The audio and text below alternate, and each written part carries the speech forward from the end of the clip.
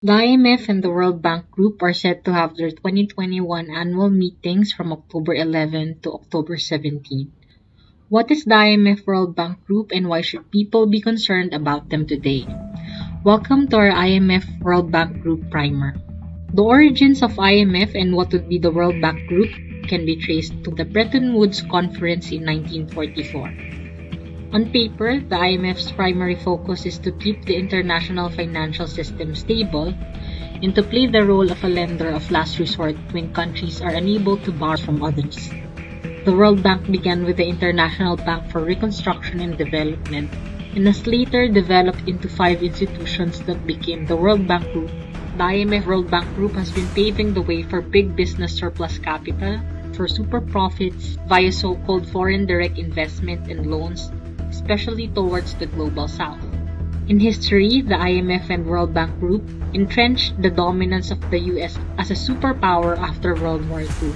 With its largest shares of capital and voting power, the US had its agenda driving these IFI strategies and decisions. This brings us to an important concern. What has been the track record of the IMF World Bank Group when it comes to people's rights? During the Cold War, the IMF World Bank Group supported US-backed dictatorships that cracked down on left movements. By the 1980s, this came with promoting policies known as neoliberalism, the privatization, the deregulation, and the liberalization of economies. The IMF World Bank Group exerts its influence through policy conditions. From 1984 to 2014, 87% of the total 58,406 conditionalities in IMF loans and structural adjustment programs were just on 5 policy areas. These drove the privatization, the deregulation, and the liberalization of economies. While the World Bank Group has professed to have an anti-poverty mandate, critics argue that neoliberal policy dictates orient the state's role to merely expanding the power of transnational corporations, crises, inequalities, and even debts.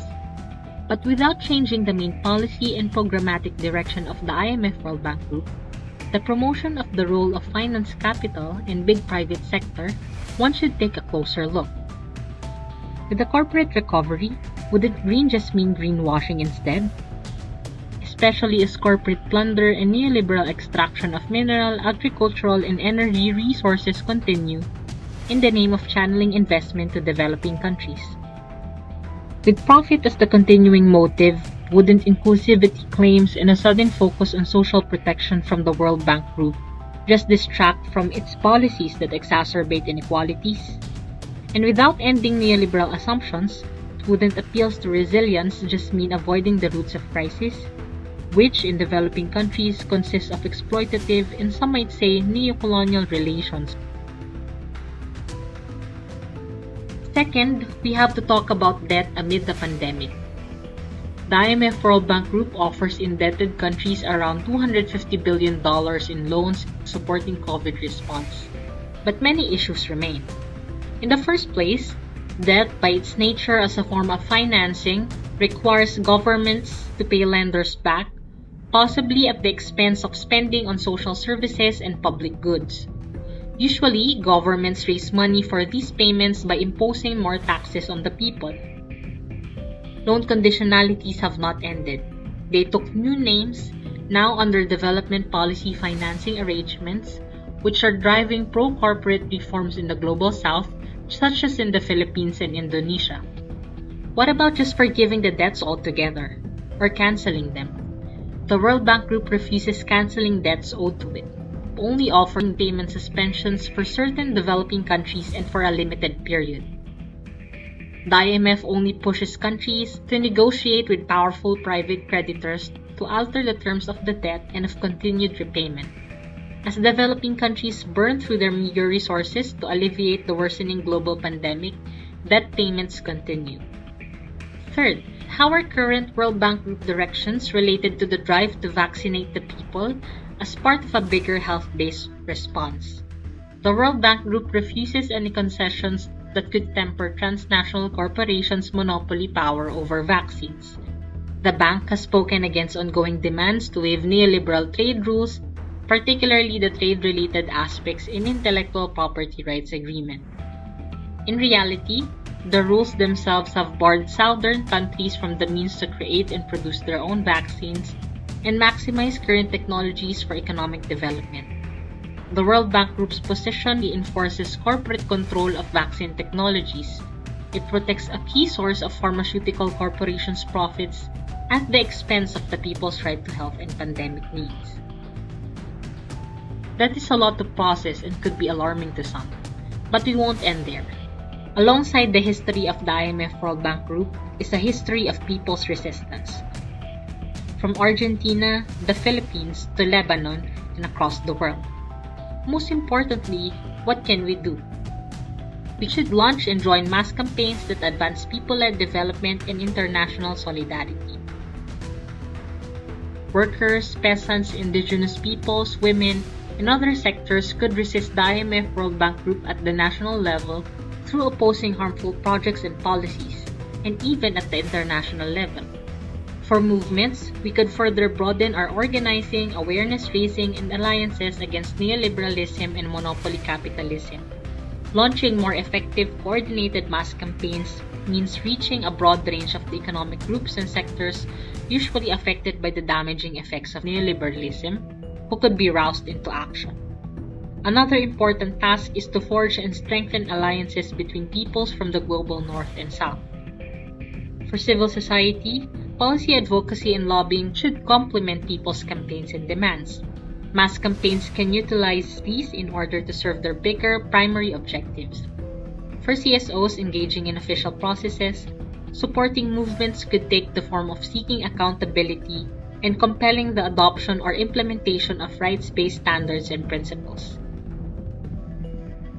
In the end, the strength lies in our people's organizations and collective action. Victories would further suggest lessons for other social movements and show that it is vital to put people over profit.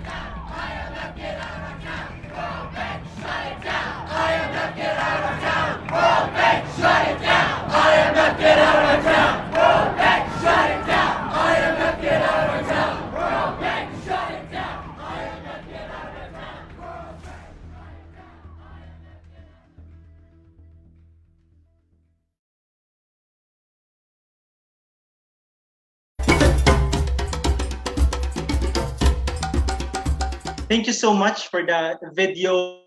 It gives us a perspective. It drives us to unite further for our voices against the IMF World Bank and its history on how it has oppressed, exploited, and really played a key role in the history and the direction of neoliberalism in the current crisis. Thank you for that. And after we heard why we should speak out and how we could act, our action, this is our agenda today, to come together wherever we are in the world, to make a stand and to further chart our own future without the hands and the claws of IMF World Bank. So let us proceed to many of our messages of solidarity, the different voices, the marginalized sectors, and the people's organizations around the world. So let's start and let's hear the message from the organizations and why do they stand against IMF World Bank. For our first round of messages and solidarity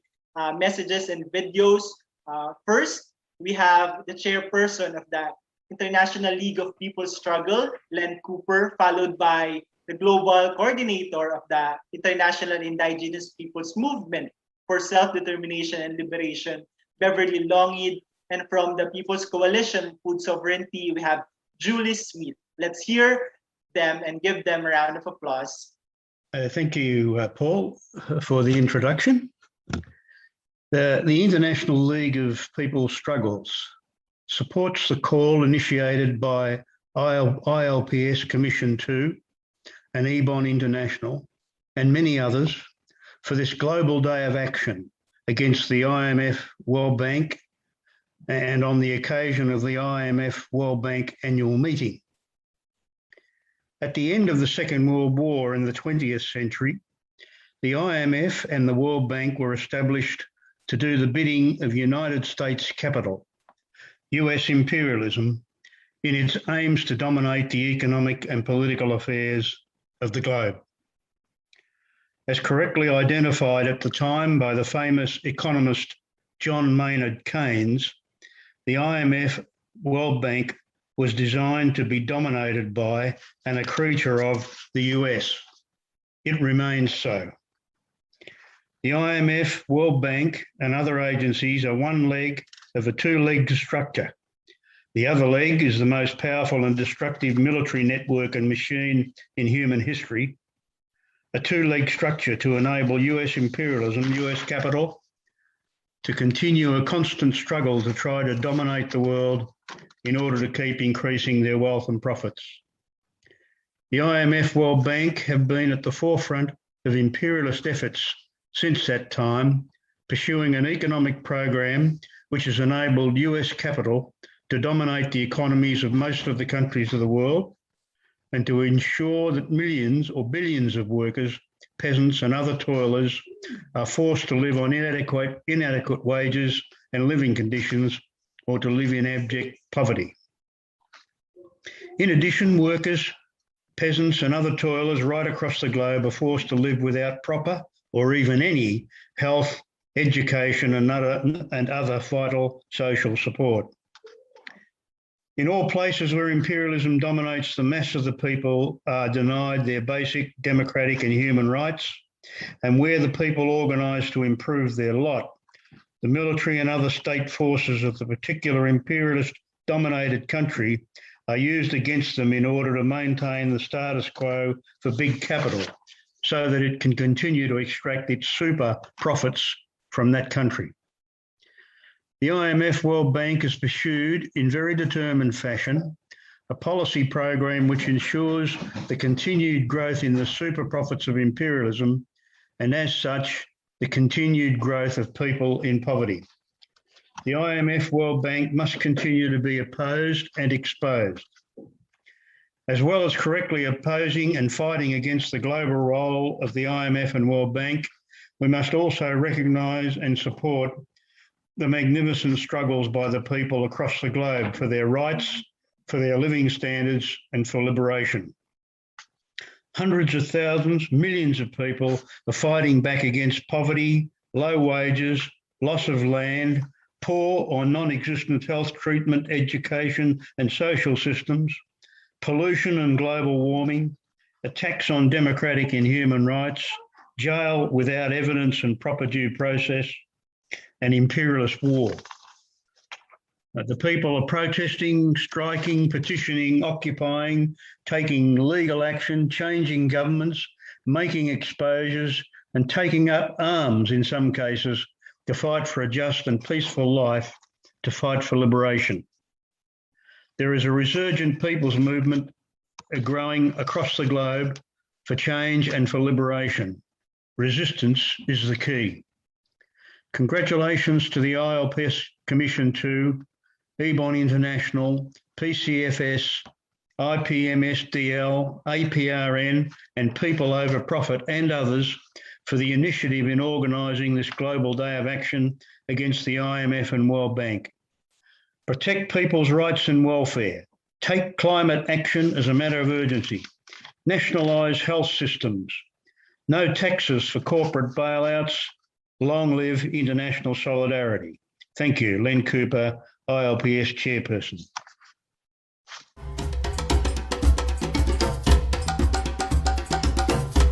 The International Indigenous Peoples Movement for Self-Determination and Liberation, or IPMSDL, joins people's movements around the world in the Global Day of Action against the International Monetary Fund and World Bank Group. We stand firm in rejecting IMF World Bank's so-called green, resilient, inclusive development, or GREED, as another profiteering scheme of monopoly capitalists in the guise of COVID response and recovery. The GREED boasts of green approach to development, while the IMF World Bank continues to finance unsustainable and destructive energy and extractive projects in indigenous peoples' territories. we denounce this greenwashing of resource plunder. The violation of indigenous people's rights are ingrained in the workings of the IMF World Bank. That is, to profit from the resource-rich lands of indigenous peoples and from the labor of the ordinary people. This global-scale exploitation then creates dependent economies that would justify the existence of the IMF World Bank. The IMF World Bank are key perpetrators of the vicious cycle of crisis and debt. Even during the pandemic, the IMF World Bank opportunistically pushes for its neoliberal programs to conceal its growing irrelevance as the structural flaws of the global capitalist system is further exposed. Indigenous peoples must link arms with other people's movements in opposing corporate-dominated development plans, while pushing for an alternative order wherein people's rights, including the rights of indigenous peoples to self-determination, is given due recognition and respect. The IMF World Bank's greed is greed. Fight for ancestral lands and self-determination. Shut down the IMF World Bank.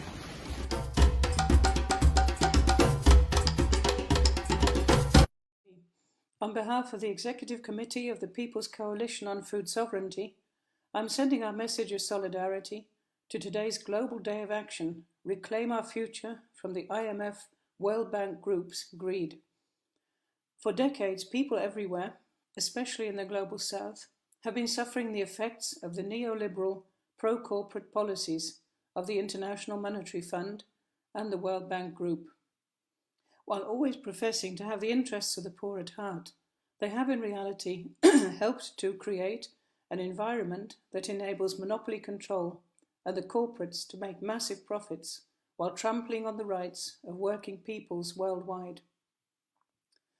From the structural adjustment programs, or SAPs, of the 1980s, when harsh austerity conditions were imposed on poor countries in return for loans, to today's maximising finance for development approach, the objectives have never changed.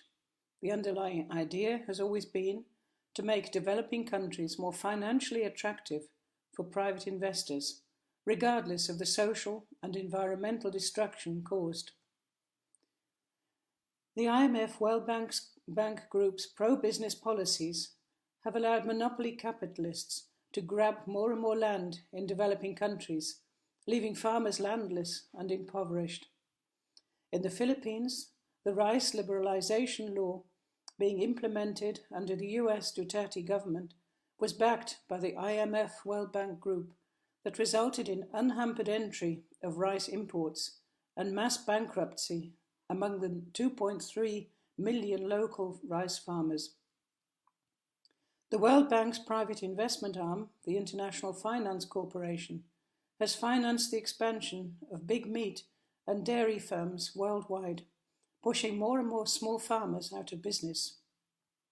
Today, like a wolf in sheep's clothing, the IMF World Bank Group is promoting the green, resilient and inclusive development. But it is greed, not grid. We will not be taken in by their sugar-coated language. Enough is enough. It is time to place our food systems squarely in the hands of the rural peoples who work day in, day out to put safe, healthy and nutritious food on our tables. Reclaim our future from the IMF World Bank Group's greed. Fight for land and food sovereignty. Fight the greenwashing of resource plunder by the IMF World Bank Group.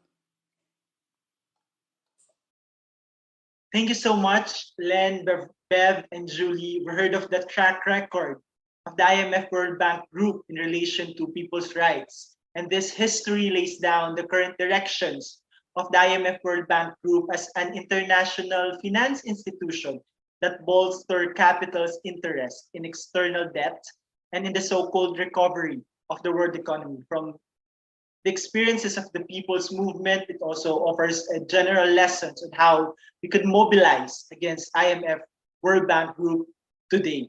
Indeed, greed is greed, and to tackle the issues of the indigenous peoples and the workers and the debt issue, let's keep our program going and listen to our next set of messages. First, from Jiten Yumnam from the Center of Research and Advocacy Manipur and IPM-SDL. Next is from Christina Rebine from Jubilee, Germany. And then from Peter Murphy of the ILPS Commission 2. And lastly, from Amanda, the Executive Director of the Center of Human Rights and Development, Board of Conveners of Asia Pacific Research Network, who is here with us live. Let's check these messages. I'm Jiten Yumnam from Manipur and work with the Center for Research and Advocacy Manipur, and we join the Global People's resistance against the World Bank and IMF in particular because the World Bank and IMF has long been financing unsustainable energy projects along with extractive industry and also the infrastructures, which are supporting the unsustainable projects like energy and extractive industry. And one of the main concerns of the World Bank financing in Manipur and also all across Northeast is the World Bank is directly and also indirectly financing the construction of large dams, which has caused so much of destruction and devastation on people's lives and also on the environment. The World Bank has financed the National Hydroelectric Power Corporation, NHPC, which is the largest dam building company in India. And this NHPC has built so many dams all over Northeast. One of the dams that NHPC built is a Loktak multi-purpose hydroelectric project, which has caused so much of devastation. And now this NHPC, which has been funded by the World Bank, is planning to build another dam in this river. Now this is called the Laimatak River in Manipur, and it's planning to build not just this river but also along the Barak River and also the Inong River, several other rivers in Manipur. So, and besides not just in Manipur but even in Sikkim, the World Bank is financing construction of large dams like the Tista 3 through financial intermediaries, like ICICI Bank, Morgan Stanley, and so many other destructive projects. So and the World Bank is also funding the construction of the large high voltage transmission and distribution line, which are directly supporting the construction of large dams all over Northeast. And we say this because large dam construction has caused so much of devastation, loss of livelihood, loss of land for many of the indigenous peoples here. And so that's why we join the People's Movement, we join the Global Voice to say no to World Bank financing of unsustainable and destructive energy projects, because these are not clean, these are not green, and these are destructive, and these are not friendly for the people, for the indigenous people in Manipur and also across Northeast. So we join the People's Movement all around to say no to World Bank, no to World Bank financing of energy and unsustainable projects, and junk World Bank, junk IMF.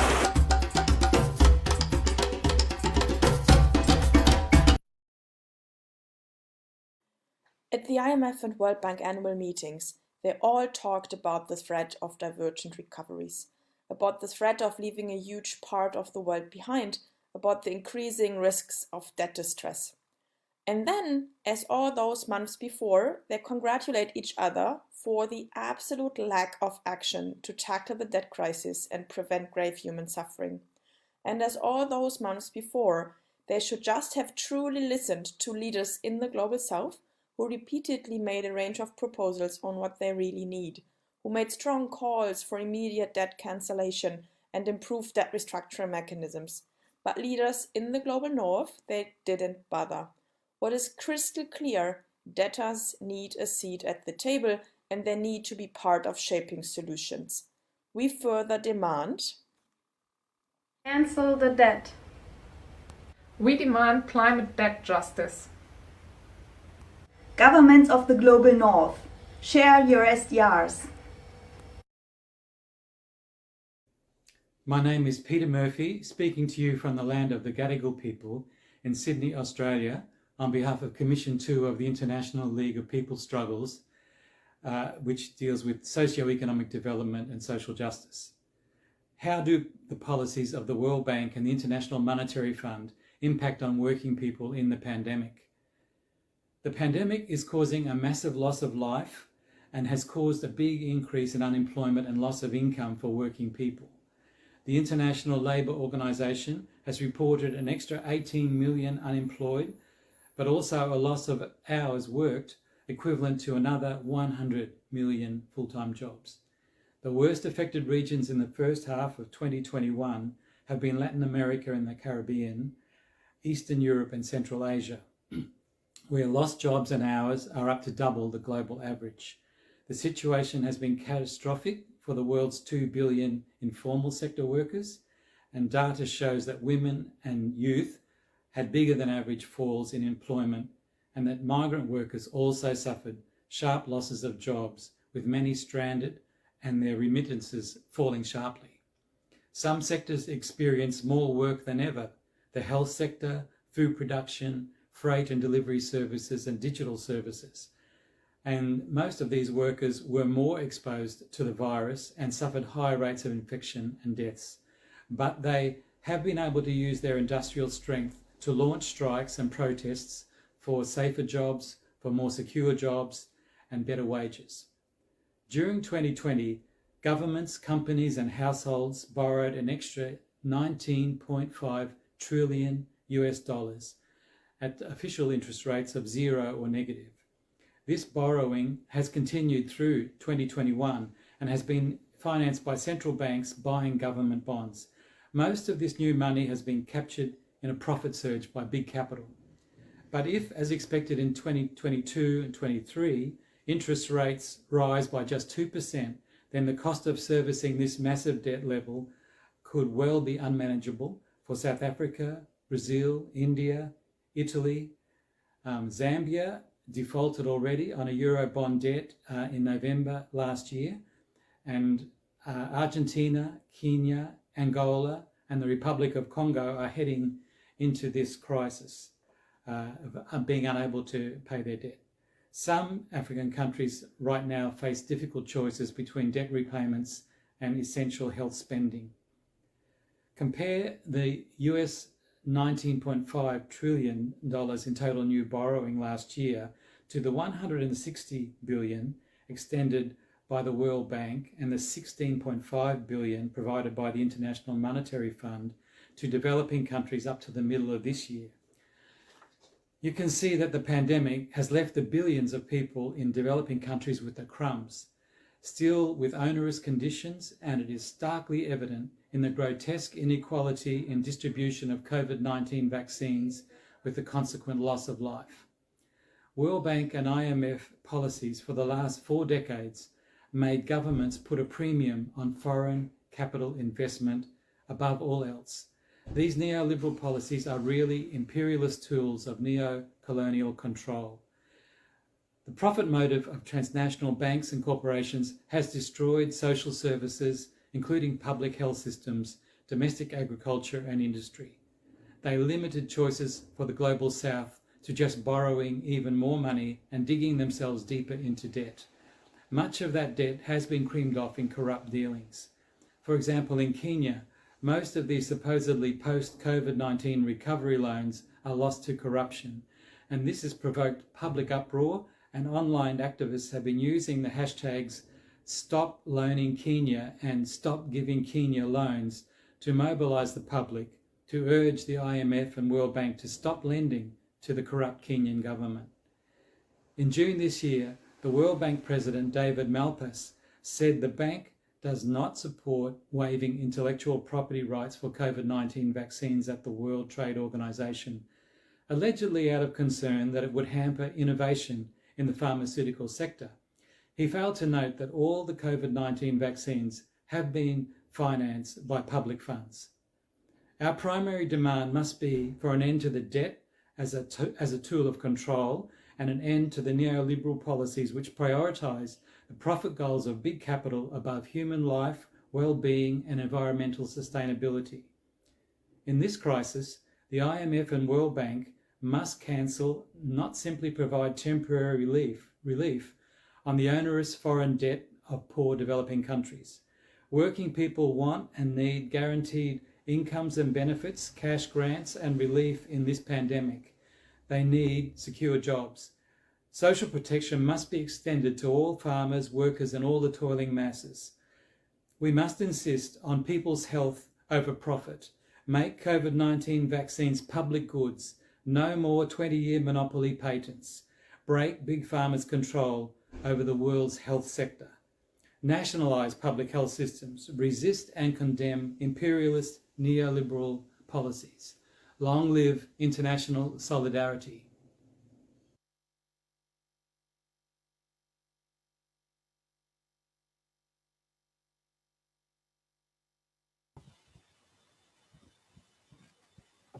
Manda? I'm Manda, working in Center for Human Rights and Development. Asia Pacific Research Network statement on the 2021 IMF World Bank annual meetings. We are the Asia Pacific Research Network, representing 56 organizations from 18 countries, one of the fight against IMF World Bank Group and its anti-people agenda. For 76 years, the International Monetary Fund World Bank has forwarded a corrupt and decaying brand of development, which excludes the great majority of the world's peoples. Now its total recovery plan is currently focused on generating more profit for corporations, while poor peoples of the world barely survive from health and environmental crises. People are dying from the absence of the robust public health care systems and lack of people-centered adaptation measures in a climate crisis, all of which are born from and aggravated by the decisions made by IMF World Bank Group and its executives. Decisions they make and continue to make for the poorest and most exploited people of the world. The Green, Resilient and Inclusive Development Framework, which claims to be a recovery plan for the pandemic and climate crisis, is but a destructive and profit-oriented agenda serving the interest of big businesses. The bank's policy lending continues to introduce tax cuts for coal power plants and coal export infrastructure. Some $5 billion World Bank policy operations intended to boost low carbon growth were instead channeled to investment incentives for projects that put the environment and people at risk.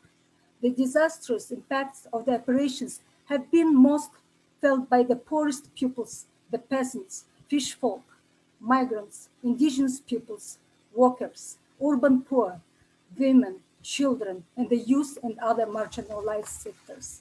The decades of the neoliberal doctrine exposed by IMF World Group has destroyed local ecosystems and made communities more and more vulnerable to impacts of the climate crisis. Even the public health crisis, IMF World Bank Group remains unfairest in its charge towards the privatization of public services and the adoption of austerity measures. Neoliberal policies imposed by the bank and fund have destroyed what remains of the healthcare systems of the developing nations. This enforcement of further cuts to social services will only lead to greater inaccessibility to healthcare, exclusion of the marginalized and worse, more deaths. While people die, the priority has been the private sector as the financial institutions choose to allocate billions of dollars to capitalist enterprises. This is what recovery means to IMF World Bank Group, buying out the corporations at the expense of people's lives. Our task now as a network for advocacy and research is to continue exposing the IMF World Bank, as we did year after year, for what is an anti-people, corrupt global financial institution that continues to corporatize development at the cost of people's life. As we join this global day of action, our network is solidarity with movements and civil society calling the abolition of the IMF and World Bank. We believe in alternative multilateral financial cooperations based on people's rights and sovereignty, equality, development justice, and the people's collective power over the economy. Again, we reject its hypercritical recovery framework while one the peoples of the world in reclaiming our future from the IMF World Bank's greed. Thank you. Thank you so much.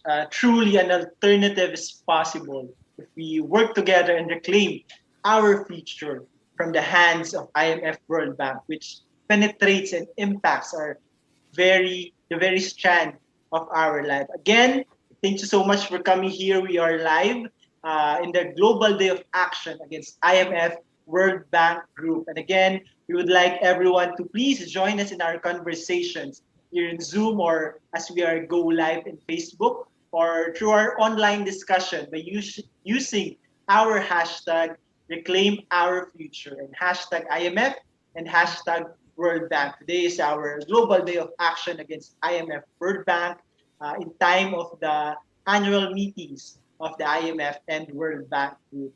To continue our program, let's watch a very inspiring and very powerful performance from Mineral Band from Indonesia. Let's all watch this.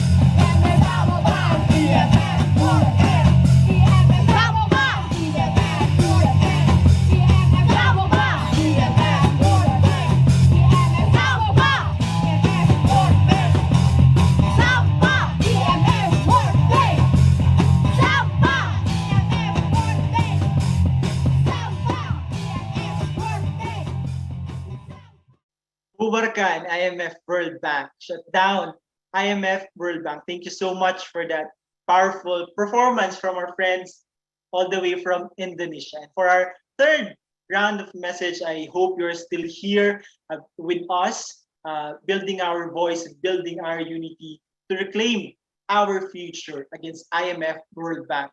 For our next round of messages, we have here Joanna Carino from the Cordillera People's Alliance in a video, then Luis Vieira from the Bretton Woods Project, and then Marita Gonzalez from CGT Argentina, and then another video from Asia Pacific Research Network from AidWatch and FNNPP West Papua. And then lastly, for our third round of message, we have here from Tunisian Observatory of Food Sovereignty and the Environment, Max Adj.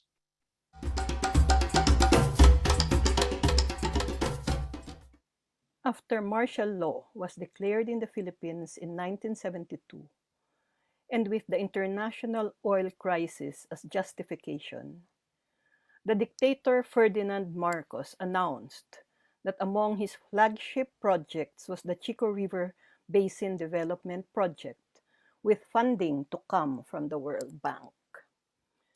The proposal was to build 4 mega dams along the Chico River, 2 in the Mountain Province and 2 in Kalinga, to generate 650 megawatts of hydropower.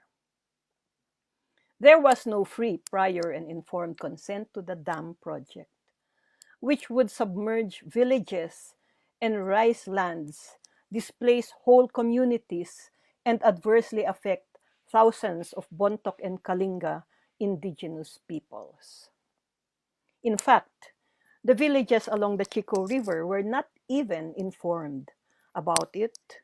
They learned of the project only when survey teams entered their ancestral territories. They were deeply disturbed by this aggression without any prior consultation or explanation.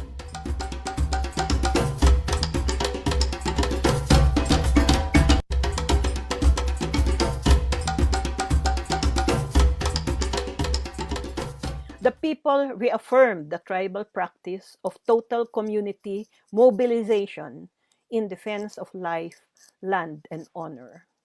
Although the Chico resistance at the start was the spontaneous tribal response to outside threat, it soon positioned itself firmly within the front line of the anti-dictatorship and national democratic struggle.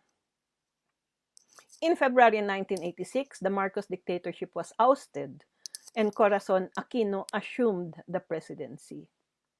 The whole world recognized that people power had ousted the dictator Marcos.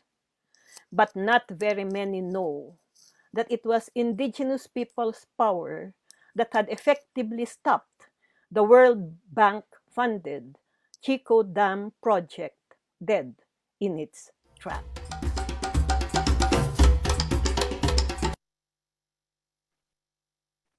Luis?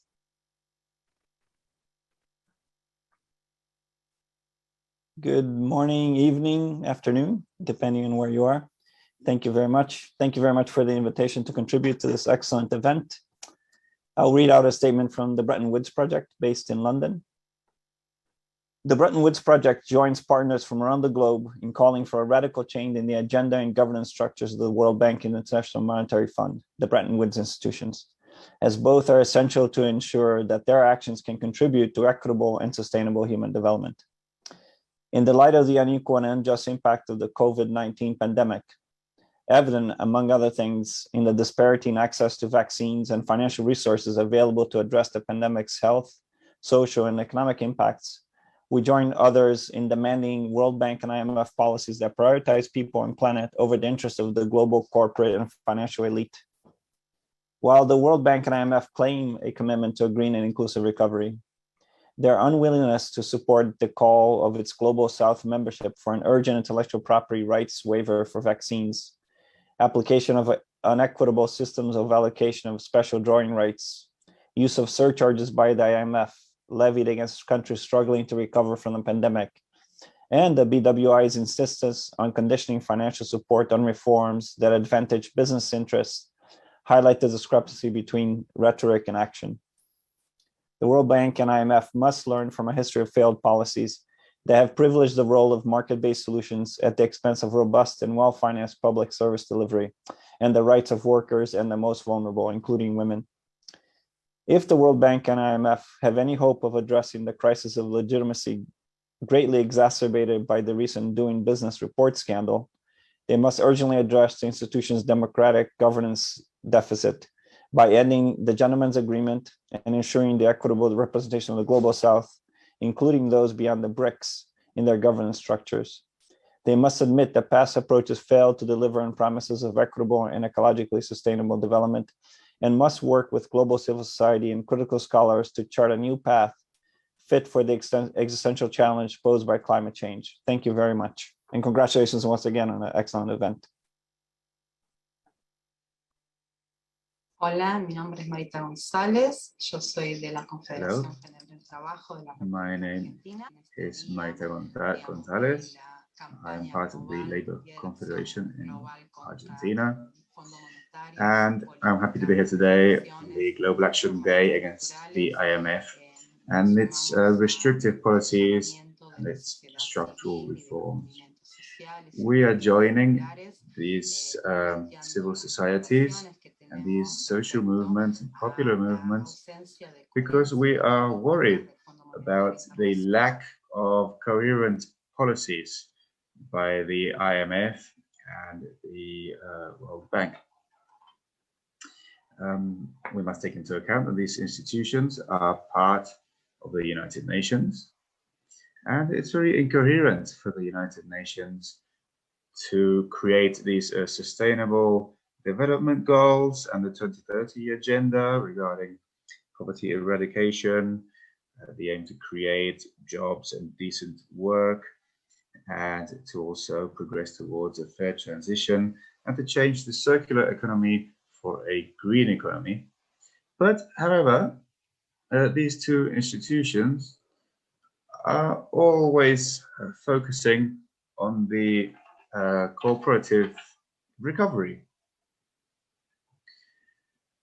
These institutions are always imposing very large interests on those developing countries that have a debt with them. I come from a country that has a very sad story regarding the impact of IMF policies on workers, with privatization policies and with neoliberal policies regarding the financial market, the labor market, and policies that were basically imposed on international trade and that were always against developing countries.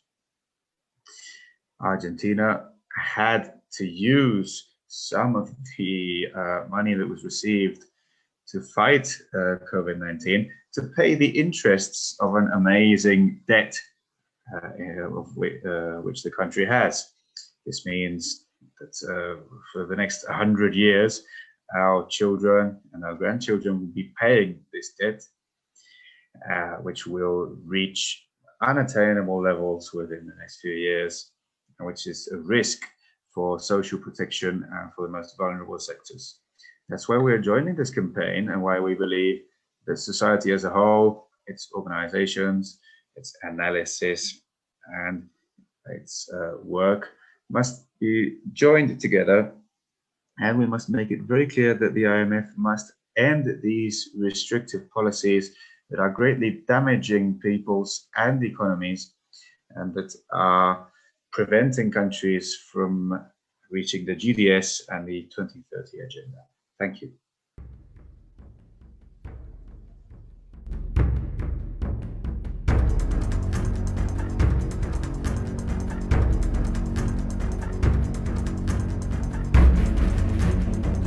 I'm joining the Global Day of Action today to say no more to the profit-orientated agenda of the IMF and the World Bank. They think packaging their current corporate and capitalist agendas in greenwash and green growth will fool us, but it doesn't. We understand that the agenda is the same as before, an agenda to further drive resource plunder, land grabbing, and for profits, and in turn, ruining people's livelihoods, our environments, and creating even more human rights abuses. Enough is enough. The IMF and World Bank should be history. We have alternative visions. We have solidarity. We can have interwoven recovery plans, and we will reclaim our future from the IMF World Bank's greed. Kami bergabung hari ini dan We are menolak joined IMF dan World Bank Group karena di dalamnya hanya tergabung para penjajah yang hanya merampas hak-hak rakyat dan menghancurkan hak hidup masyarakat adat di seluruh dunia.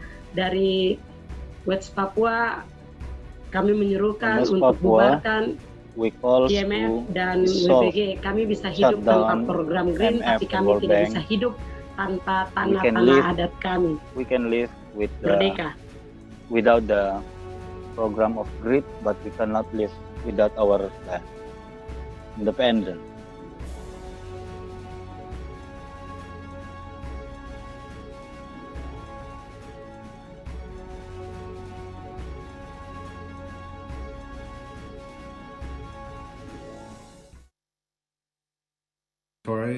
For food sovereignty in the environment and Wageningen University. And I am sending this message in solidarity with IBAN and all third world peoples and all peoples worldwide who are struggling against IMF, World Bank, so-called Build Back Better, green recovery policies, and their overall agenda of neoliberal depredation and primitive accumulation in the third world. In particular, we need to maintain awareness about the dangers in the current model of the Green Growth and Recovery Program, especially as it manifests across two spheres. One of them is agriculture, where the plan envisages further penetration, commoditization, financialization, and flexibilization of third world agricultures, including enfolding them into first world value chains through so-called climate smart agriculture. This is a fool's gold which is being offered in lieu of what is structurally needed, which are technologically speaking, agroecology, socially speaking, agrarian reform, programmatically speaking, food sovereignty, and politically speaking, national liberation as the framework within which those other three programs unfold. In the energy sector, there is a call for a focus on growth with sustainability, and therefore a focus on mobilizing public support for private sector investments.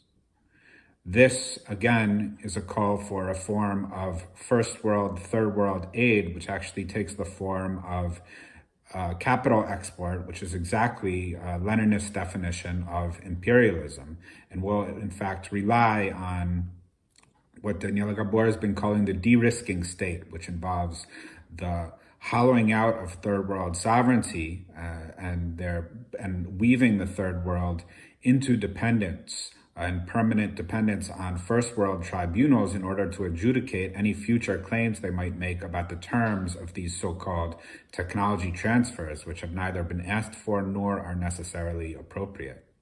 Instead, we need to offer our full solidarity and support for efforts from the third world, and also, of course, in the first world, for real efforts towards north-south developmental convergence, which can only be achieved by the full-scale respect of national sovereignty, the dismantling of the IMF and the World Bank, the canceling of all existing third world loan burdens, and finally the repayment of the ecological debt of 6% of northern GNP to the south each year as a down payment on the larger repayments needed for both the broader ecological debt and the yet larger colonial debt. And I offer my full support and solidarity to IBAN as they fight to achieve their demands for national and social liberation. Thank you so much, Joanna, Louise, Marita, from APR and AidWatch, FNPP West Papua, and of course, thank you so much, Max, the author of The People's Green New Deal. As we have heard, we have nothing to lose. We have our solidarity. Our unity will make our movement forward. And now, let us go to the next set of messages. Again, you are here with us in the Global Day of Action against the IMF World Bank Group. We are live in Facebook, and we want you to join us in our discussions online by using our hashtags, #ReclaimOurFuture, #IMF, and #World Bank. And also, we are receiving a lot of solidarity and participation of different people's movement around the world by their post of their pictures, their video messages, their statements. Please keep them coming in and let us build our voices for the world to hear how we would like to chart our own way forward and to reclaim our future. And now for our Last but not the least, a round of messages. We have here Helda Kasmi from the ILPS Indonesia, Flora Sonkin from the Society for International Development, Caroline Muturi of Ibon Africa, and Alicia del Rosario of Saka. And lastly, our Rafael Mariano of Kilusang Magbubukid ng Pilipinas. Bank Dunia, IMF, hancurkan. Saya Helda Hasmi, anggota ICC ILPS Indonesia. Bank Dunia kembali menyelenggarakan rapat tahunan dari tanggal 11 hingga 17 Oktober 2021. Rapat tahunan Bank Dunia 2021 kali ini berlangsung di tengah remuk redamnya kehidupan ekonomi, perang, dan dekadensi kebudayaan karena dominasi imperialisme. Melihat data-data dan analisis ekonomi dan politik, lingkungan dan kesehatan yang sengaja ditampilkan sebelum dan selama rapat tahunan tersebut, seluruh kepentingan, kehendak, ketakutan, dan kekhawatiran rakyat tidak hanya dimanipulasi, tetapi ditindas secara terang-terangan. Bank Dunia dan IMF dengan lihai menyembunyikan dirinya sebagai pembunuh massal jutaan rakyat tertindas dan terhisap di dunia melalui berbagai kebijakan investasi dan hutangnya. Berbagai kebijakan internasional yang didiktekan menjadi pedoman kebijakan dan regulasi nasional berbagai negeri. Selama rapat tahunan ini, Bank Dunia dan IMF dengan tidak tahu malu berusaha menampilkan dirinya sebagai pahlawan, penjaga lingkungan hidup, pembela kaum miskin dan pengangguran, pembela generasi milenial, pembela korban perang. Dengan proyeksi pertumbuhan ekonomi 2022-nya yang selangit, Bank Dunia dan IMF berusaha membodohi rakyat, tertindas dan terhisap seluruh dunia. Seolah-olah pertumbuhan ekonomi fantastis tersebut sangat berarti bagi kaum buruh dan kaum tani, bagi rakyat yang telah remuk redam oleh resesi dan pandemi COVID-19 imperialisme.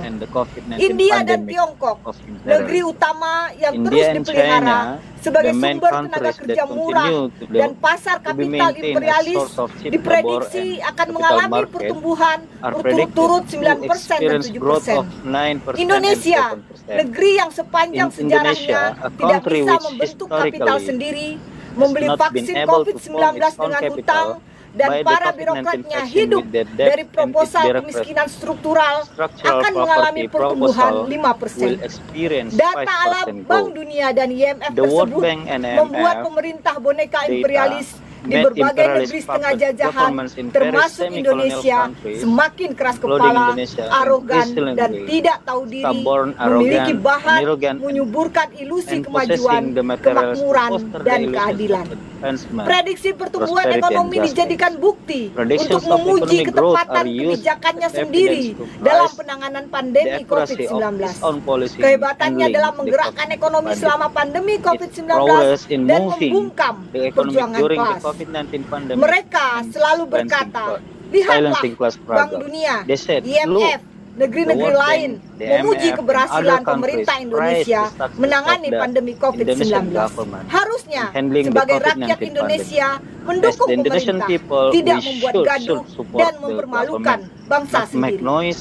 Apa yang bisa diharapkan dari Bank Dunia dan IMF yang menganggap seluruh kebijakannya yang telah menyebabkan kemiskinan dan pengangguran massal, melahirkan bencana alam dan sosial sejak kelahirannya sebagai kesalahan administratif belaka, dan menjadikan seluruh dampak buruk proyek pembangunan yang dibiayainya sebagai tanggung jawab rakyat bersama. Setelah membiayai kehancuran hutan di Indonesia untuk perkebunan besar, pertambangan, transmigrasi, objek wisata Bali, jalan tol, Bali bendungan tourism, raksasa, toll roads, revolusi mega hijau dams, pertanian, agriculture, reklamasi green pantai, revolution, pabrik, coastal dan listrik reclamation, bertenaga and batu coal power bara, plants and membiayai factories, proyek and finance administrasi the tanah. land administration Setelah and project. membiayai pembuatan regulasi After untuk financing the mendukung regulation to seluruh support all kerusakan these tersebut, breakdowns, termasuk mendikte dan including dictating membiayai and financing percepatan the acceleration kebijakan of neoliberal neoliberal policies melalui proyek through the structural adjustment penyesuaian program, struktural yang menghapus seluruh which subsidi remove bagi all kaum tani, subsidies to the menghambat peasantry, kenaikan upah, prohibited menghilangkan bea wage dan tarif increases, impor, menghilangkan eliminated pendidikan dan import kesehatan duties berbiaya and murah, tariff, menghapus eliminated subsidi listrik, minyak dan gas. low cost Setelah educational and health, membiayai pembuatan abolished undang-undang omnibus after cipta financing kerja the creation yang of the menciptakan Omnibus Act kemiskinan on dan Job pengangguran Creation, parah di which Indonesia. created safer Apa pentingnya poverty and employment. mendengarkan dan What is the percaya importance of pada listening prediksi to and pertumbuhan believing ekonomi in the prediction 5% of di depan 5% economic kerusakan growth fatal and dan people? mematikan yang tidak terhitung dan tidak tertanggungkan lagi oleh bangsa dan rakyat Indonesia. Bank Dunia dan IMF By mengingat remembering their kesalahan dan mistake tanggung and jawabnya responsibility tidak cukup hanya dibubarkan, are not tetapi enough to be harus dissolved, dihancurkan but to be destroyed in a pieces. sehancur-hancurnya.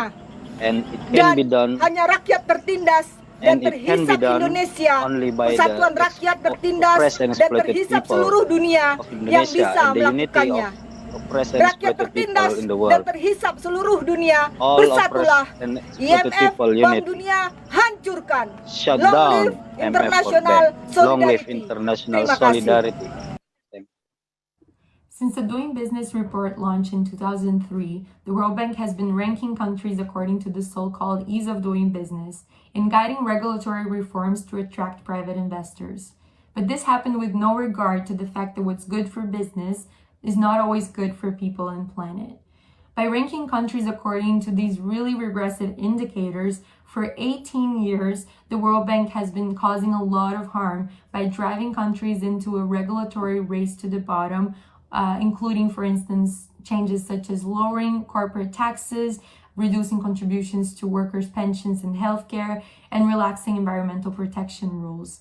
By doing so, the Doing Business rankings and the bank have actually contributed to eroding countries' tax and social security systems and also undermined their ability to pursue their own industrial development strategies and economic diversification, which would in fact be way more reliable ways to achieve sustainable development and expand countries' fiscal and policy space in the long term.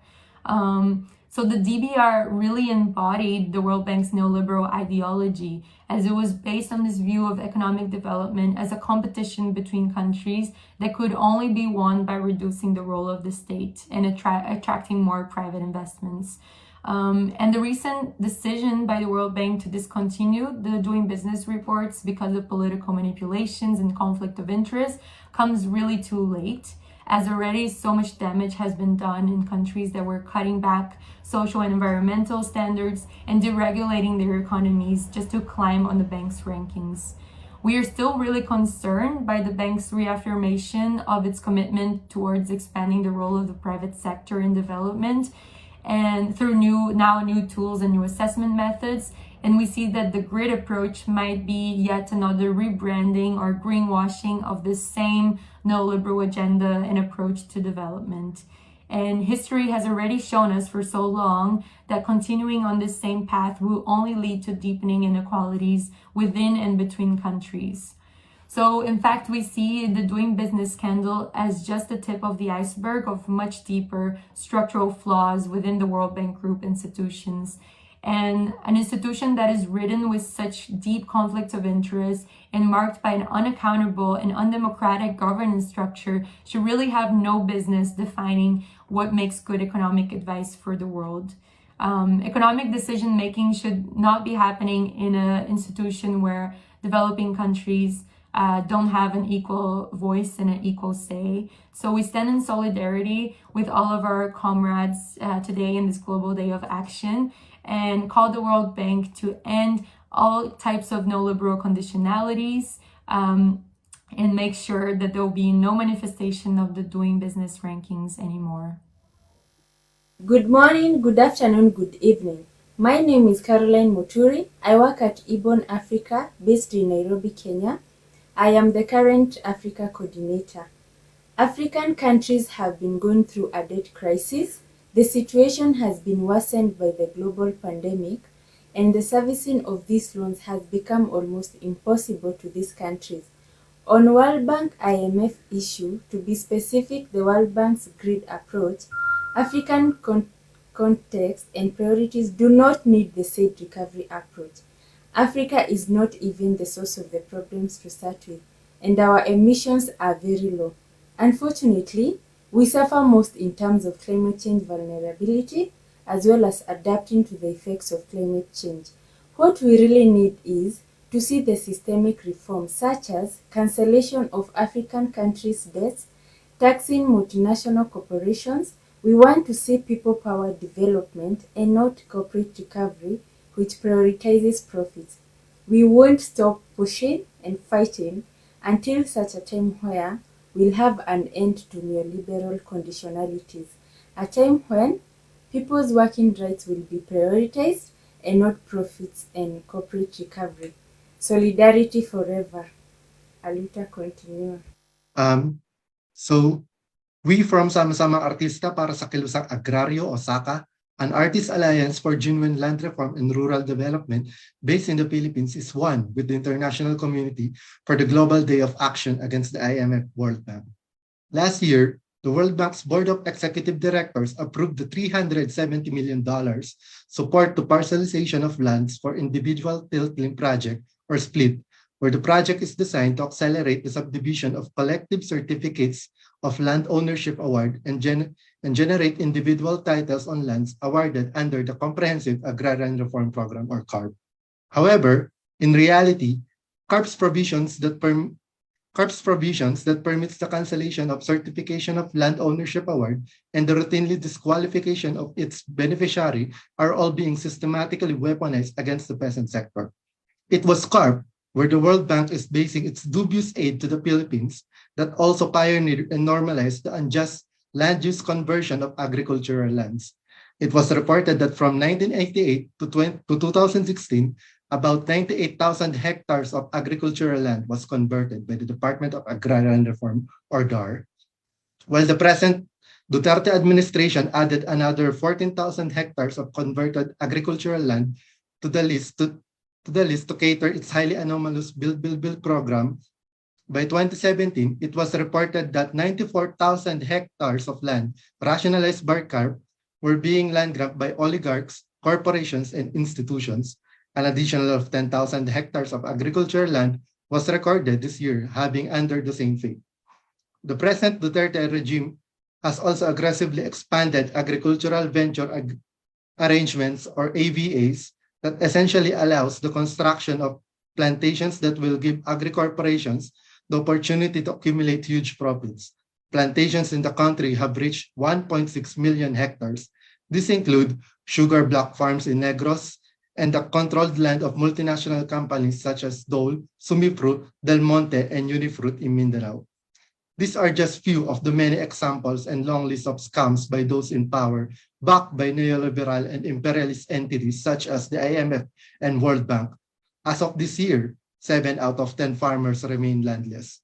Moreover, the Duterte fascist regime pushed for the killing of 333 peasants who were reasonably opposed to the hollow provisions of the CARP, now stimulated by the World Bank.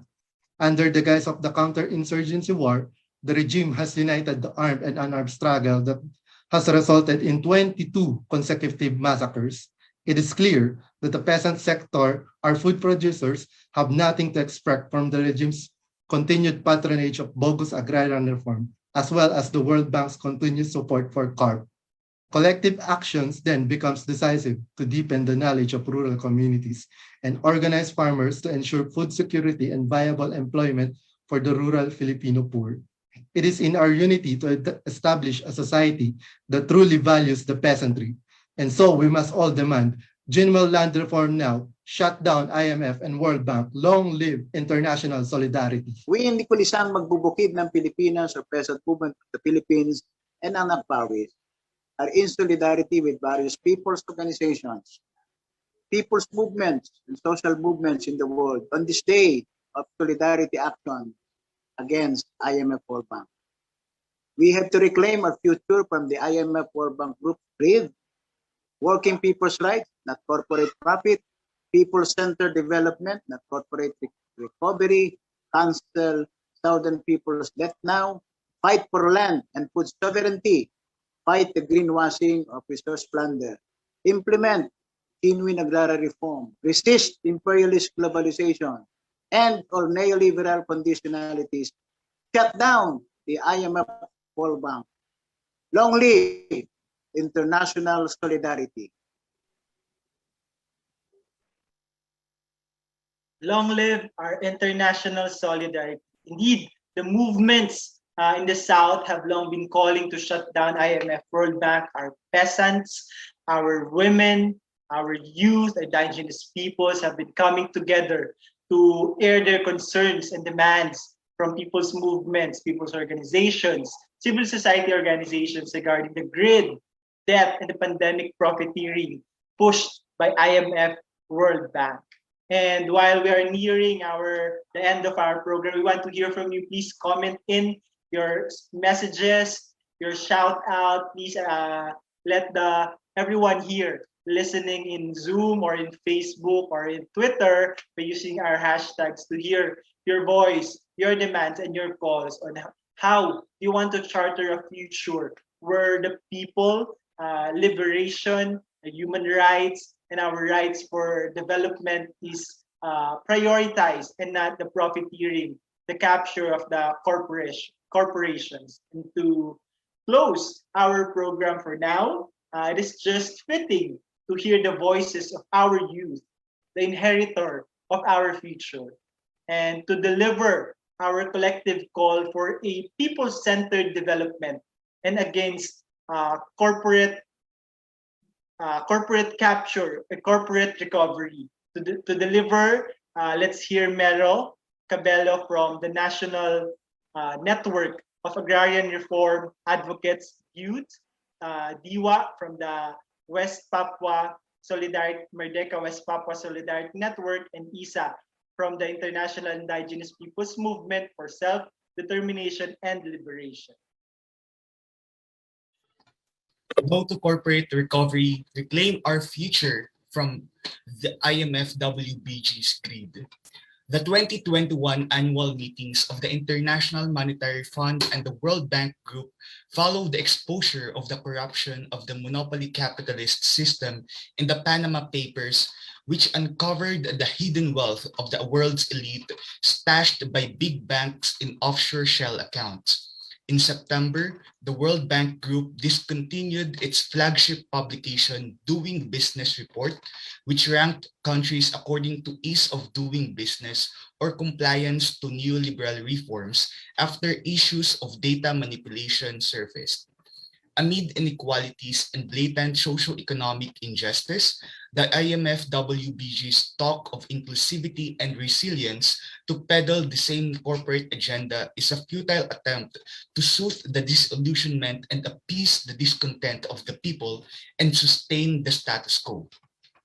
We, people's movements and civil society, oppose the IMF-WBG's debt-driven pandemic responses and their recovery agenda for corporate plunder and profiteering. We come together to assert people's rights and sovereignty and reclaim our future from the IMF-WBG's greed. The world's peoples of workers, peasants, fisherfolk, indigenous peoples, women, children, and the urban poor suffer from the neoliberal regime bolstered by the IMF-WBG. Workers endure low wages and precarious working conditions because of labor flexibilization. Debt burdens are passed on to working peoples through austerity measures and regressive tax policies. Social welfare systems have become non-existent. Many die from sickness because they are unable to access privatized healthcare. Farmers and indigenous peoples are dispossessed of their lands and pushed into extreme poverty by market-led market-led land reform, and private-public partnership mega infrastructure projects backed by the IMF-WBG. We join calls to end the neoliberal regime, along with its major proponents such as the IMF World Bank. From its push to ideal climates in doing business to loan conditionalities, the IMF World Bank Group are major culprits into these crises, and the perpetuation of their influence would drive humanity to catastrophic conditions. We reject the IMF World Bank Group and the broader push to rehabilitate the neoliberal monopoly capitalist system in the name of economic recovery. The World Bank Group's green, resilient, and inclusive development is a superficial makeover of the current system to further corporate plunder. Its name belies the World Bank Group's financing and promotion of dirty energy through loan conditionalities and the expulsion of peasants and indigenous peoples from their lands for green investments. Greed hides the IMF World Bank Group's historical role in facilitating resource plunder and maldevelopment in the global south for the super profits of transnational corporations and the enrichment of the ruling elite. The IMF World Bank Group have offered ruinous loans to the global south and imposed neoliberal policies through loan conditionalities that make southern economies dependent on foreign capital and investments on extractive industries and neglected national agricultural and industrial development for domestic needs. They also continue to champion the corporate capture of development through the maximizing finance for development and other schemes that favor the big private sector.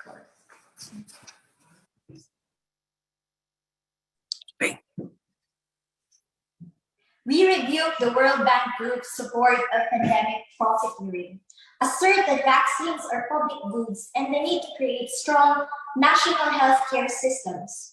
The World Bank Group stand against the waiver of intellectual property rights for COVID-19 vaccines over concerns of hampering scientific innovation undermines people's right to health. We join calls to cancel debts. The perpetual indebtedness and plunder of the global south must end. We support people's calls to channel resources to health and socio-economic relief and to gear development towards strengthening national capacities to address domestic needs. This entails addressing landlessness in the global south and heeding the peasant sector's calls for genuine agrarian reform and land redistribution. Today, as we face a pandemic and its extensive socio-economic impacts and a life-threatening climate crisis, it is high time to broaden and strengthen our alliances to oppose neoliberal international financial institutions as institutions of monopoly capitalism. Our fight for rights and sovereignty and a future free from the dictates of the IMF World Bank Group draws from people's historical resistance. They have shown us that it is possible and just to resist the IMF World Bank's dominance and to build a future for people's rights and people-centered development. Thank you so much. Truly, it is time. It's time of pandemic. It's a time of protest, and we're coming together all around the world to build and create a future dictated by the people and not the corporations. Let us take a stand against IMF World Bank's corporate recovery and resist neoliberal globalization. Expose their green, resilient, and inclusive development or GREED framework, which threatens to be a recovery to maximize the gains of corporations and finance capital from the current crisis. Let's oppose the bank's refusal to cancel the debt burdens of the global south amid more loans and new waves of conditionalities. And let's unite to oppose the bank's protection of pandemic profiteering in opposing even the suspension of corporations' intellectual property rights in vaccine. We have our unity, we have our solidarity. Again, thank you so much. This is not the last of us. This is just the start of us building our movement together and to fight for our future. Thank you so much, everyone, for for joining our Global Day of Action against IMF World Bank Group program today. Please keep your voices coming. Please keep your aspirations for a people-chartered development, for the people-centered progress. Today, we declare to junk IMF World Bank Group, to shut down IMF World Bank, and to unite our voices for our future. Again, thank you so much. This is Paul from IPM SDL. And again, our solidarity is our weapon. Long live international solidarity.